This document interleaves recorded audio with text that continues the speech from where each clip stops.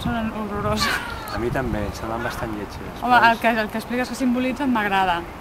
O sigui que per això m'agrada que les tornin a posar, però estèticament les trobo horribles.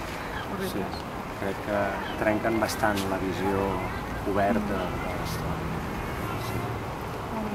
A més de que estèticament les 4 columnes tampoc és que sigui una meravella. Bueno, això estem d'acord, no? Són lletges.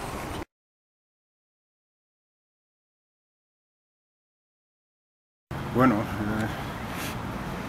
a mí particularmente, aparte de la faena que me ha dado, que soy uno de los participantes en ella, me agrada mucho, y es reconstruir una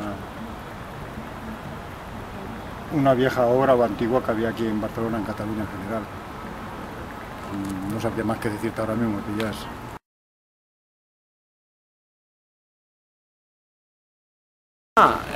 Es que yo no soy de aquí, entonces solo he venido a este puente. Supongo que al ver las columnas, sí, lo que te he comentado antes, supongo que son de estilo jónico, ¿no? Era lo que estábamos comentando antes, curioso la forma de construirlas ahora por piezas, ¿no? Antes se construían solo de una parte y no me atrevo a decir, no tengo nada que ver con el arte, entonces no me atrevo a decir, sí, es una entrevista. A mí personalmente he venido otras veces y no me gusta, ¿no? Ha roto un poco la estética de esta parte de Barcelona. Pero me ha sorprendido un poquito, ¿no? Al verlo desde abajo, decir, pero esto no me suena, no me gusta.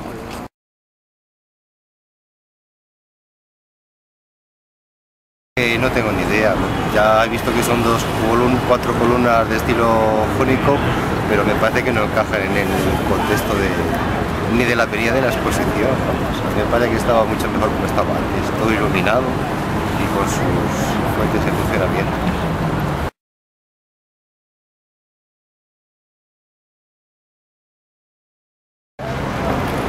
Doncs res, la veritat és que no tinc ni idea d'on venen les columnes, però per la pinta que tenen no crec que siguin fixes, i si ho són, la veritat és que és una aberració, perquè tapen tota la font, la vista...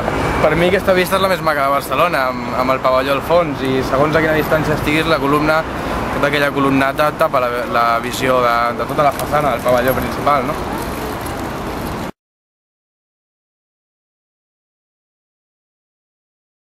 És això, que en principi si ja es va posar dins d'aquest context amb una forma de contextualitzar-ho dins de l'indret del que és la muntanya de Montjuïc, doncs em sembla bé que hagin tornat a posar ara de nou, recuperar una mica l'esperit aquell de la Renaixença.